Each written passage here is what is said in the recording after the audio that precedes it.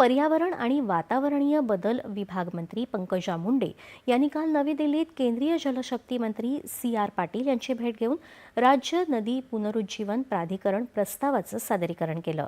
या प्राधिकरणास मंजुरी मिळाल्यास देशातील पहिलं प्राधिकरण ठरणार असल्याचं मंत्री पंकजा मुंडे यांनी सांगितलं।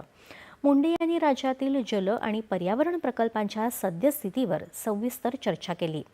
नद्यांच्या स्वच्छतेसाठी केंद्र सरकारच्या मदतीसोबतच राज्याची स्वतःची एक स्वतंत्र यंत्रणा आणि नियोजन असणं काळाची गरज असल्याचं त्यांनी यावेळी अधोरेखित केलं। देशातील अनेक नद्या विविध राज्यातून वाहतात।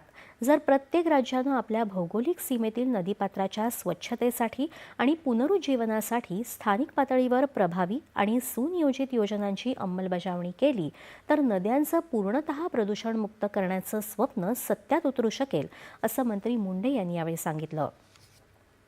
या प्रक्रियेमुळे भविष्यात नद्यांचं पावित्र्य आणि त्यांची नैसर्गिक प्राकृतिकता टिकवून ठेवण्यात देशाला मोठं यश मिळेल, असा विश्वासही पंकजा मुंडे यांनी यावेळी व्यक्त केला।